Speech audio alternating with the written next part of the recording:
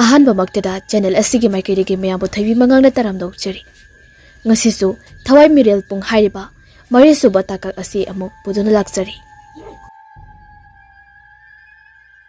ꯃꯊꯪꯒꯤ ꯑꯌꯨꯛ ꯑꯉꯟꯕꯗ ꯑꯃꯥꯏꯕ ꯁꯝꯂꯥꯡꯕ ꯃꯥꯒꯤ ꯑꯣꯖꯥꯒꯤ ꯃꯌꯨꯝꯗ ꯌꯧꯔꯛꯏ ꯑꯗꯨꯒ ꯑꯣꯖꯥꯒꯤ ꯃꯅꯥꯛꯇ ꯆꯪꯁꯤꯟꯗꯨꯅ ꯑꯅꯥꯕꯗꯨ ꯍꯪꯂꯝꯃꯤ꯫ ꯑꯣꯖꯥꯅ ꯃꯍꯥꯛꯀꯤ ꯌꯧꯔꯛꯄꯗ "ꯏꯄꯥꯒꯤ ꯏꯕꯨꯡꯉꯣ, ꯅꯍꯥꯛꯇꯤ ꯂꯨꯒꯗꯧꯔꯤꯗ" ꯍꯥꯏꯔꯤꯕ ꯑꯗꯨꯗ ꯋꯥꯈꯜ ꯇꯥꯕ ꯉꯝꯂꯝꯗꯦ ꯑꯗꯨꯅ ꯑꯣꯖꯥꯗ ꯍꯪꯂꯛꯏ꯫ "ꯑꯣꯖꯥꯅ ꯍꯥꯏꯕꯤꯔꯤꯁꯤꯕꯣ?" ꯑꯣꯖꯥ ꯑꯗꯨꯅ "ꯀꯨꯏꯔꯔꯣꯏꯗꯣ ꯍꯦꯟꯅ ꯁꯥꯊꯤꯔꯛꯂꯒꯅꯤ. ꯌꯥꯝꯅ ꯉꯟꯅ ꯃꯥꯏꯊꯤꯕ ꯄꯤꯍꯧꯗ꯭ꯔꯕꯗꯤ ꯑꯋꯥꯕ ꯇꯥꯒꯗꯧꯔꯤꯗꯣ" ꯍꯥꯏꯔꯛꯂꯤꯕ ꯑꯁꯤ ꯑꯃꯥꯏꯕꯤ ꯑꯃꯨꯔꯩꯒꯤ ꯃꯔꯝꯗꯅꯤ ꯍꯥꯏꯕ ꯈꯪꯂꯛꯑꯝꯃꯤ꯫ ꯑꯃꯥꯏꯕ ꯁꯝꯂꯥꯡꯕꯅ "ꯑꯣꯖꯥ, ꯃꯇꯧ ꯀꯔꯝꯅ ꯂꯣꯏꯁꯤꯟꯕ ꯉꯝꯒꯗꯒꯦ?" ꯑꯣꯖꯥꯗꯨꯅ ꯃꯈꯨꯠ ꯊꯤꯜꯂꯒ ꯐꯤ ꯃꯌꯣꯝ ꯑꯃ ꯂꯧꯍꯜꯂꯨꯔꯦ ꯑꯗꯨꯒ ꯑꯃꯥꯏꯕ ꯁꯝꯂꯥꯡꯕꯗ ꯍꯥꯏꯔꯛꯏ꯫ "ꯃꯁꯤ ꯑꯩꯒꯤ ꯆꯦꯛꯁꯤꯟꯅ ꯊꯝꯂꯤꯕ ꯂꯥꯏꯔꯤꯛ ꯉꯥꯛꯇꯅꯤ. ꯍꯩꯅꯁꯤꯡꯅ ꯁꯤꯖꯤꯟꯅꯧꯀꯣ. ꯅꯍꯥꯛꯅ ꯄꯥꯝꯂꯤꯕ ꯑꯗꯨ ꯍꯦꯛꯇ ꯑꯣꯏꯊꯣꯛꯄ ꯍꯥꯏꯕꯁꯤ ꯑꯔꯨꯕ ꯑꯃꯅꯤꯅꯦ. ꯅꯍꯥꯛꯀꯤ ꯅꯄꯥꯕꯨꯡꯅ ꯁꯤꯈ꯭ꯔꯤꯕ ꯑꯗꯨꯁꯨ ꯂꯥꯏꯔꯤꯛ ꯑꯃꯈꯛꯀꯤꯅꯤ. ꯅꯪꯒꯤ ꯅꯃꯥꯁꯨ ꯂꯥꯏꯔꯤꯛ ꯑꯁꯤꯅ ꯃꯔꯝ ꯑꯣꯏꯔꯒ ꯊꯋꯥꯏ ꯃꯥꯡꯒꯅꯤ." ꯃꯃꯥ ꯂꯩꯈꯤꯗ꯭ꯔꯦ ꯍꯥꯏꯕꯁꯤ ꯑꯃꯥꯏꯕ ꯁꯝꯂꯥꯡꯕꯗꯤ ꯈꯪꯖꯕ ꯅꯠꯇꯦ ꯑꯗꯨꯕꯨ ꯃꯥꯒꯤ ꯑꯣꯖꯥꯅꯗꯤ ꯄꯨꯝꯅꯃꯛ ꯈꯪꯂꯤꯕꯅꯤ, ꯎꯔꯤꯕꯅꯤ꯫ ꯁꯝꯂꯥꯡꯕꯁꯨ ꯊꯨꯡꯂꯕꯗꯁꯨ ꯉꯥꯏꯔꯤ, ꯑꯃꯨꯛ ꯍꯥꯏꯔꯨꯔꯕꯗꯤ ꯀꯔꯤꯒꯨꯝꯕ ꯑꯃ ꯇꯧꯔꯛꯄ ꯌꯥꯏ ꯈꯟꯗꯨꯅ ꯍꯥꯏꯗ꯭ꯔꯤꯕꯅꯤ꯫ ꯑꯃꯥꯏꯕ ꯁꯝꯂꯥꯡꯕꯁꯨ ꯑꯣꯖꯥꯒꯤ ꯋꯥꯍꯩꯁꯤꯡ ꯑꯁꯤ ꯃꯨꯟꯅ ꯇꯥꯔꯤ ꯑꯗꯨꯒ ꯍꯪꯂꯛꯑꯝꯃꯤ꯫ "ꯑꯣꯖꯥ, ꯂꯥꯏꯔꯤꯛ ꯑꯁꯤ ꯑꯩꯅ ꯃꯃꯤꯡ ꯇꯥꯖꯕ ꯈꯪꯖꯕ ꯈꯔꯒꯤ ꯋꯥꯅꯤ. ꯃꯁꯤꯒꯤ ꯁꯥꯒꯣꯟꯅꯕ ꯋꯥꯔꯤ ꯀꯔꯤ ꯂꯩꯕꯤꯕꯒꯦ?" ꯑꯣꯖꯥ ꯑꯗꯨꯅ "ꯆꯨꯝꯃꯤ. ꯍꯥꯏꯐꯦꯠ ꯈꯪꯕ ꯅꯠꯇꯅ ꯃꯨꯟꯅꯗꯤ ꯈꯪꯂꯣꯏ. ꯑꯩꯅꯁꯨ ꯇꯥꯛꯇꯦ. ꯑꯗꯨꯕꯨ ꯏꯄꯥ ꯂꯤꯔꯒꯦ ꯇꯥꯔꯣ." ꯑꯃꯥꯏꯕ ꯁꯝꯂꯥꯡꯕ ꯃꯍꯥꯛꯀꯤ ꯑꯣꯖꯥꯅ ꯋꯥꯔꯤ ꯂꯤꯕ ꯍꯧꯔꯛꯂꯝꯃꯤ꯫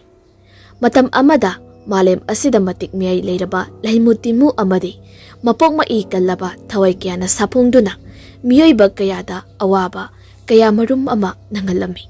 ꯃꯤꯑꯣꯏ ꯀꯌꯥ ꯑꯃꯁꯨ ꯊꯋꯥꯏ ꯃꯥꯡꯈꯤ꯫ ꯃꯇꯝ ꯑꯁꯤꯗ ꯄꯤꯛꯇꯛ ꯇꯧꯕ ꯈꯨꯜ ꯑꯃꯗ ꯑꯃꯥꯏꯕ ꯑꯍꯩꯕ ꯈꯥꯂꯩ ꯀꯧꯕ ꯑꯃꯅ ꯃꯈꯣꯏꯒꯤ ꯈꯨꯜ ꯑꯗꯨꯕꯨ ꯐꯠꯇ꯭ꯔꯕ ꯂꯩꯃꯨ ꯇꯤꯃꯨ ꯊꯋꯥꯏ ꯀꯌꯥ ꯑꯗꯨꯗꯒꯤ ꯉꯥꯛꯊꯣꯛꯂꯝꯃꯤ ꯑꯃꯗꯤ ꯊꯋꯥꯏ ꯀꯌꯥ ꯑꯁꯤꯕꯨꯁꯨ ꯊꯨꯞꯆꯤꯟꯅꯅꯕ ꯍꯥꯏꯗꯨꯅ ꯊꯕꯛ ꯀꯌꯥ ꯑꯃ ꯄꯥꯏꯈꯠꯂꯝꯃꯤ꯫ ꯑꯗꯨꯕꯨ ꯀꯔꯤꯁꯨ ꯇꯧꯕꯗꯤ ꯉꯝꯂꯝꯗꯦ꯫ ꯃꯇꯝ ꯑꯁꯤꯗ ꯃꯁꯥꯒꯤ ꯈꯨꯜ ꯑꯗꯨꯗꯒꯤ ꯍꯦꯟꯗꯣꯛꯅ ꯆꯠꯄ ꯐꯥꯎꯕ ꯉꯝꯂꯝꯗꯦ꯫ ꯑꯗꯨꯒ ꯁꯥꯊꯤꯔꯕ ꯂꯩꯃꯨ ꯇꯤꯃꯨ ꯊꯋꯥꯏ ꯀꯌꯥ ꯑꯁꯤꯕꯨꯁꯨ ꯑꯃꯃꯝꯇ ꯑꯣꯏꯅ ꯊꯦꯡꯅꯍꯧꯕ ꯍꯥꯏꯕꯁꯤ ꯑꯔꯥꯏꯕ ꯊꯕꯛ ꯅꯠꯇꯦ, ꯌꯥꯝꯅ ꯋꯥꯅ ꯊꯣꯛꯂꯤꯕꯅꯤ꯫ ꯑꯗꯨꯕꯨ ꯀꯔꯤꯒꯨꯝꯕ ꯂꯩꯔꯤꯕ ꯂꯩꯃꯨ ꯇꯤꯃꯨ ꯊꯋꯥꯏ ꯀꯌꯥ ꯑꯁꯤꯕꯨ ꯂꯣꯏꯁꯤꯟꯍꯧꯗ꯭ꯔꯕꯗꯤ ꯁꯣꯏꯗꯅ ꯃꯥꯂꯦꯝ ꯑꯁꯤ ꯂꯣꯏꯔꯒꯅꯤ ꯍꯥꯏꯗꯨꯅ ꯈꯜꯂꯝꯃꯤ꯫ ꯑꯗꯨꯅ ꯃꯍꯥꯛ ꯋꯥꯈꯜ ꯃꯨꯟꯅ ꯇꯧꯔꯝꯃꯤ꯫ ꯀꯔꯤꯃꯇꯁꯨ ꯈꯟꯐꯝ ꯊꯣꯛꯂꯝꯗꯦ꯫ ꯑꯁꯨꯝꯅ ꯎꯄꯥꯏ ꯑꯃꯠꯇ ꯂꯩꯇ꯭ꯔꯕ ꯑꯁꯤꯗ ꯃꯊꯥ ꯌꯥꯝꯅ ꯁꯥꯔꯝꯃꯤ꯫ ꯅꯣꯡꯃ ꯅꯨꯃꯤꯗꯥꯡ ꯑꯃꯗꯅꯤ ꯃꯍꯥꯛꯀꯤ ꯅꯣꯡꯃꯒꯤ ꯇꯧꯒꯗꯕ ꯂꯩꯊꯧ ꯇꯧꯔꯝꯂꯒ ꯇꯨꯝꯅꯕ ꯆꯪꯂꯛꯏ꯫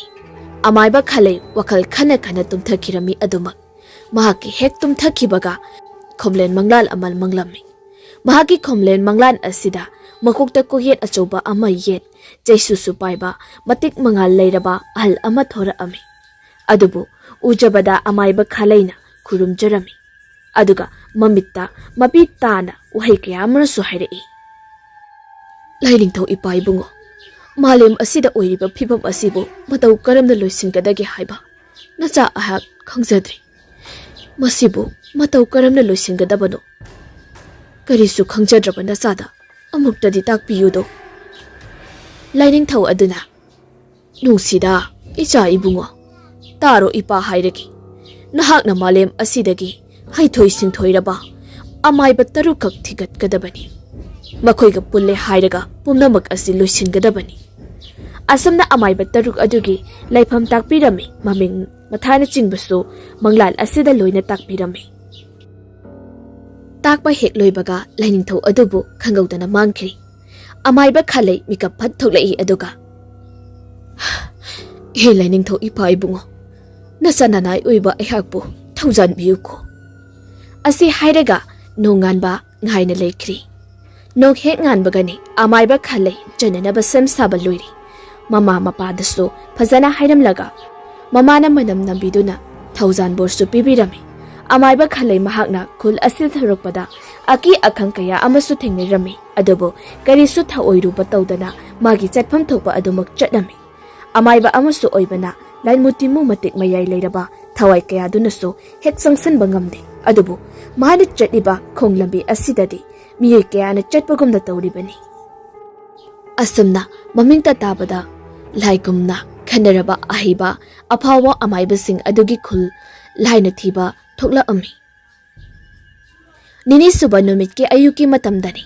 laining thongna takpiramba aduda amaiba khalaina ahanmada lamjang hairiba khul aduda hana thonglamme lamjang hairiba khul asida changlakpa matamda lairiba khunja kayana lephat yingni mak sumayamna tawriba aduda kari matawna khul asigi khunja sing asibu haina khalame asi khana lakpana mafam asida amaiba lairiba adugi mayum thongal adu yori mahakna hauzik lakliba ase amaiba khoren gidani amaiba thambal jawgina mapani matam aduda thambal jaw puktri amaiba khoirel so nubi thidri yamna naha oiri chahi kuntraga changlakpa matam adawaini amaiba khoirel mangolda kauna phak ama tharaga larik ama paduna leirami thongaldagi kanagumba masak masak khangdaba ama lakliba aduda jingnani yingi mahaksu amaiba khalaina lakliba maong setliba chariba phibam asida amaiba amani haibadu khangli amaiba khalai changlaktu na hanglai masibu amaiba khoirengi yum oibirabra amaiba khoirenna mani kari hangbigadaba wase hekta hawdokpadi ngamdri masa oibiraba natra mani kari karamba watana si haibano amaiba khalai mangolda kakhalaktu na phak aduda puna phaminari aduga hauzik oiriba mafam kayada thokliba oiriba maong asigi watanarami aduga ngarang laining thongna laktuna manglanda hairaba waising adu hawdoklami amaiba khoiret ngek khalaba tungda hairiba wafam asi yarami aduga khudek aduda amaiba khoiret mayumdagi mama mapagi ayaba lawjeraga matungda makoi ani punna amok atopa aheba amaiba ama amok thiruna ba haiduna tholami makoina hauzik lakliba asi langthel goba khul adudani mafam asidani amaiba aheba longyamba haiba asina leiriba mafam asi amaiba longyamba amaibi amurai haina lahiriba adugina mapani matam asidasu amurai pokpanatri amaiba khalai amadi amaiba khoirit makoi anina lainmu tinmu mahi mayai kallaba thawai kaya asibu loisinanaba haiduna amaiba longyambada loina wa kaya matamlami aduga amaiba khalaigi manglanda laktuna hairamba kaya adusu lirami maksu muna taraba tungda yaraduna makoi hum pullaga atopa amagi damak amuk khongsala ami mathang makhoina lakliba mafam asidi khara hena sukpa mina kya tadaba yum khara tamak taba khul amadani lakliba asi atai kanagi da sunati amaiba thambal jaw khul lamjang hairiba asida lai hingsabi thajil lambe hanabi adugi mapagi mayumni yum aduda sanglaktuna lairiba amaiba mayamdudagi hena haithoi singthoiraba laire lakpa unanaba haiduna kokthora ami makoi punna phamenaduna wari sanarami wasing asi kumna khaneraba tungda atopa lemhoriba laire lakpadagi tadana haithoi singthoiraba ahum amagasu kauruduna makoi taretmak amaiba langoi chingoiba hairiba ahal asegi mayumda pulami aduga makoina pulap haunaduna mafam adudagi kha pangna chetlaga leiba chingmacha amada pulami aduda koina fomlaga makoigi areiba matik mayai laison puthoknaduna laithau tawba horami laithau asi tawbagadi mafam kayada akhak arawa loinada nongsu sutharaklami barja kaya sutarami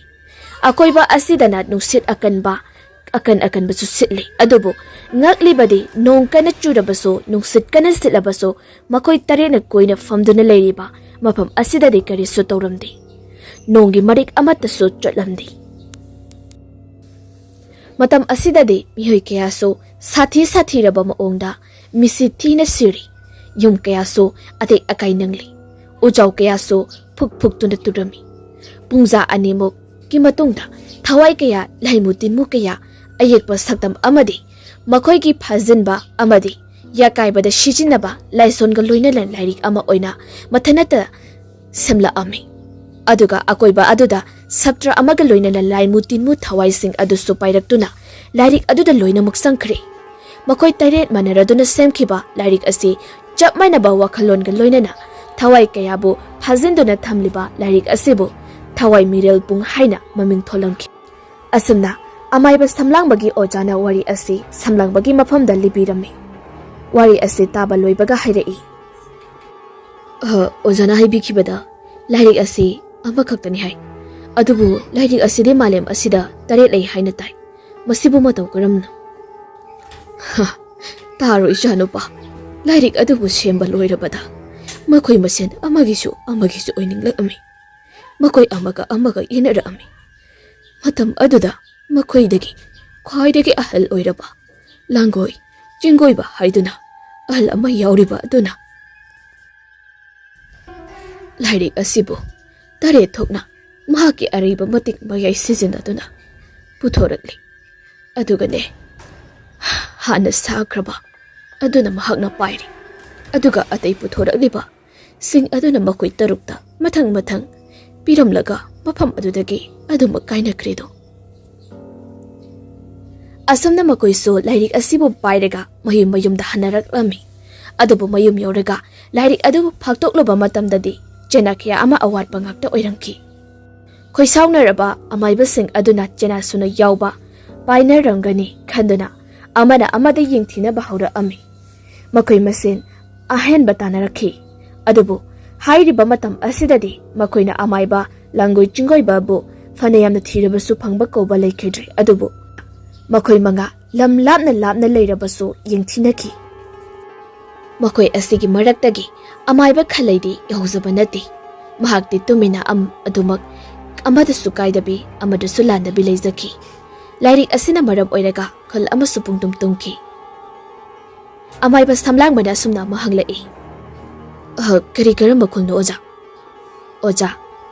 makoina yenariba manga adudagi mi yamna tadaba khul amadagi yaukiba amaiba laire lakpagini makoi ani manaragana hatkibani hauzi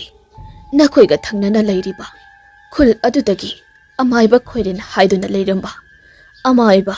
khoiren amadi amaiba loyamba ani sinani makoina lairik asitabu phanglabadi khanduna hatkibani khul adugi miyam pombaso pungtumtumna hatkibani adubu makoi anina lairik adubude phangba ngamkhidi maramdi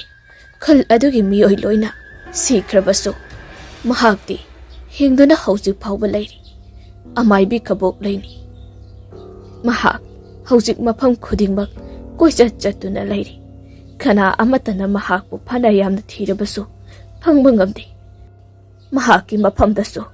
lairik ado adumak lairi bani hauzikna nahaki mafamda lairi adugisu maram chauna lairi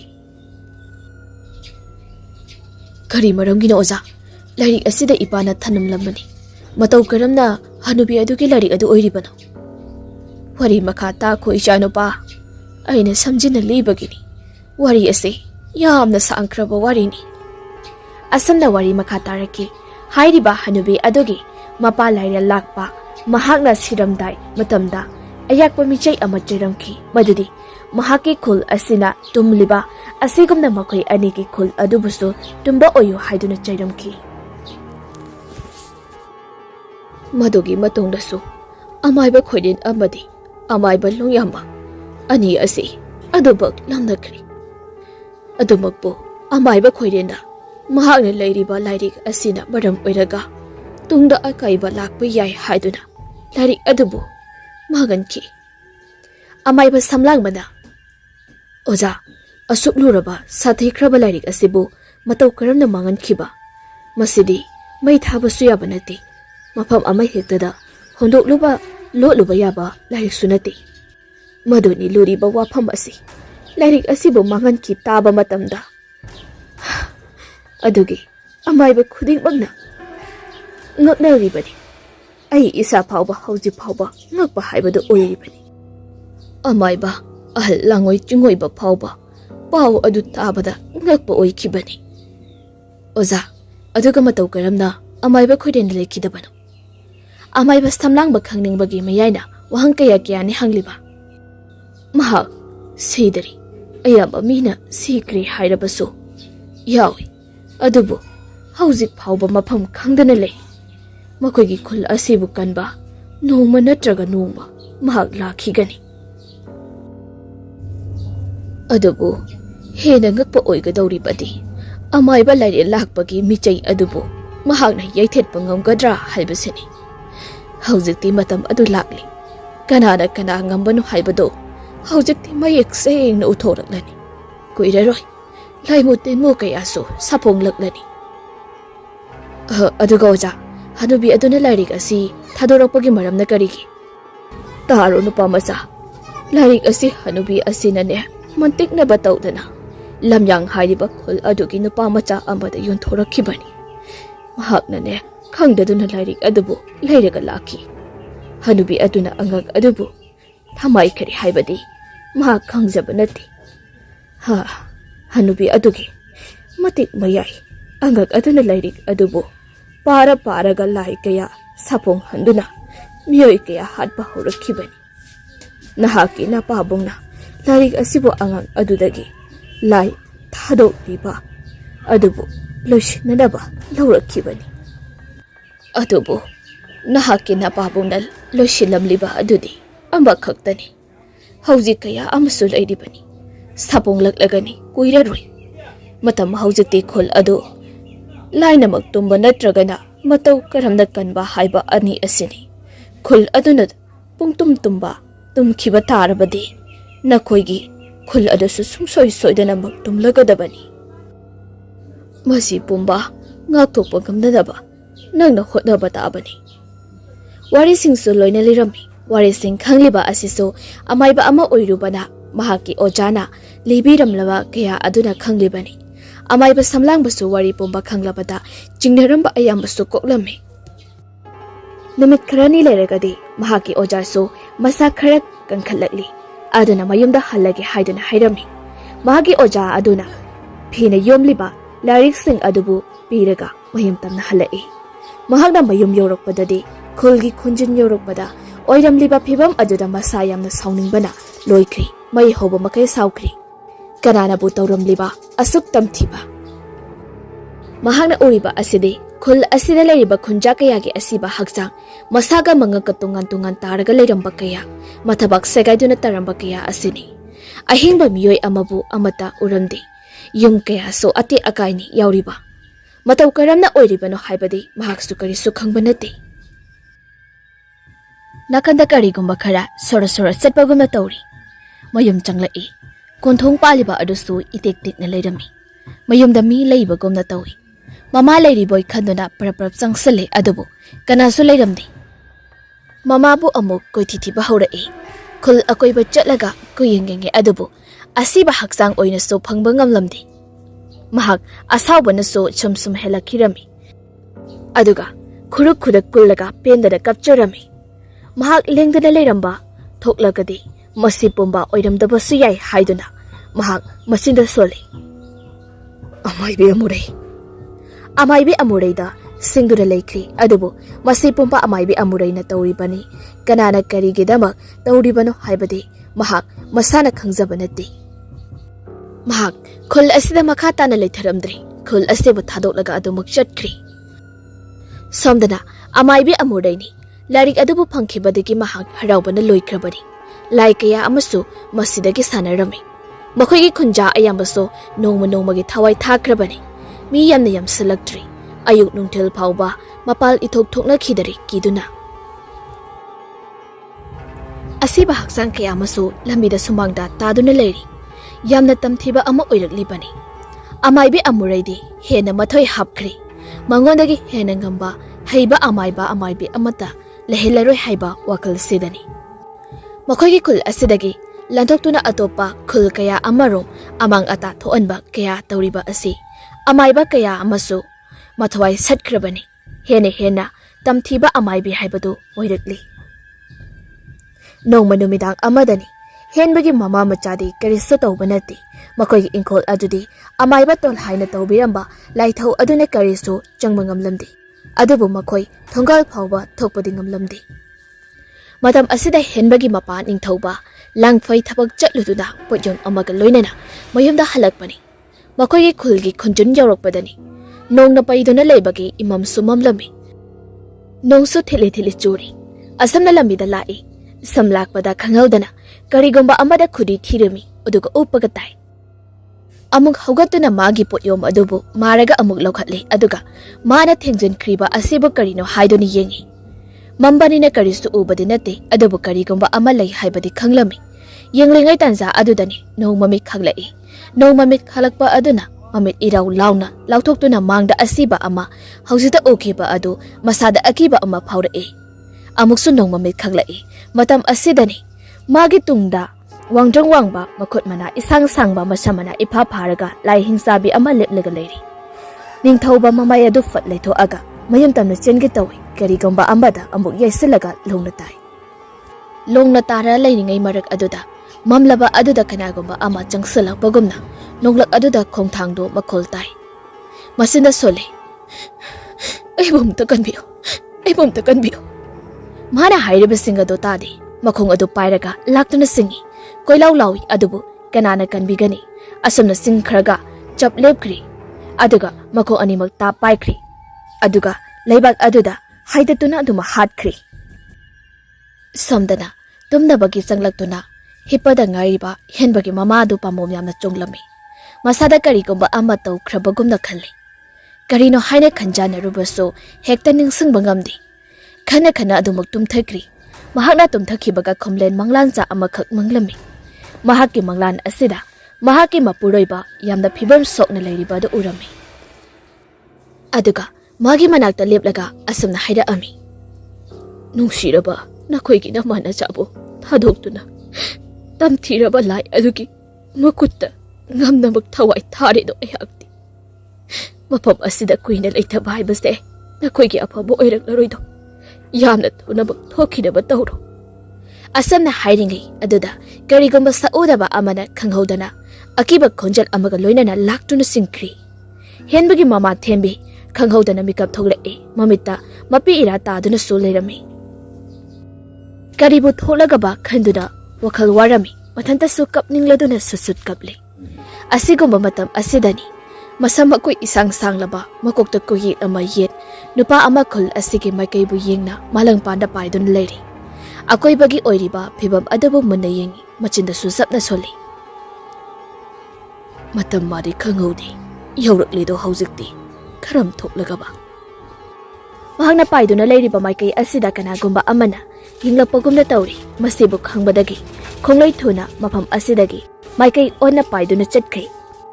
nakan amaromdana kamdauri hanubi adone phi amuba ngakta setuna khongrai jalaga leimaidagi khera wangkhatna paiduna leiriba adu mamito fat pangthori aduga nakanda paiduna leiriba magi jaisu adu ta pai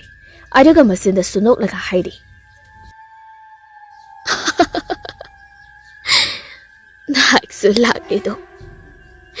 aigi babu tamthina hatkiba nahak lemda thar adubu nasana tawjarubagi mahaina makhulga loinana masasu sudek nadekna laikhidri nahaki sumatam yaurakledo asi hairiga mafam adudagi khanghodana mangkhri amaromdana amaiba samlangba asum lakpana mahangna ihan hana mahai tamba chatkiba mahagi oja amaibi sundarigi manakta laklibani mafam adu yobaga mahagi ojada khul aduna thokliba thodosing adugi wari pumba liri aduga suyamna sauna amaibi amuraida laman khomba su pamlami masibu matau karamna tawgadage haiduna mahagi ojada hanglami amaibi sundari mamito ushinduna ngihak yenglaga matung tapna mamito pangthorei isai bungo yamna suhinjada sagutkino mafam aduda oiriba asi amaibi amuraina natene amaiba samlangba mahakna yengbadadi karisu uba ngamkhidabani aduna amaibi amurainani khankibani Thajadaba angakpa amaga loinana hanglai. Oza, madudi matau karamna kanana karigidamak ohelibano. Aduk tamthiraba maung adubo. Amaibi sundarina. Hairagi taro ichanupa. Nangi khulmakta oiriba asi. Amaiba khamlangba hairiba asinari. Adubu karigidamak no haibadi aisu khangba ngamde.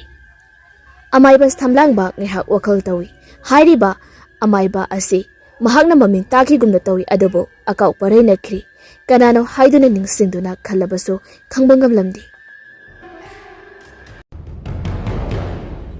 Matang asida ngasigidi wari asdi lojari. Hayang mo wari asigi makha mo pudun lagsagi. Ngasigidi kainanaba yathang nijari.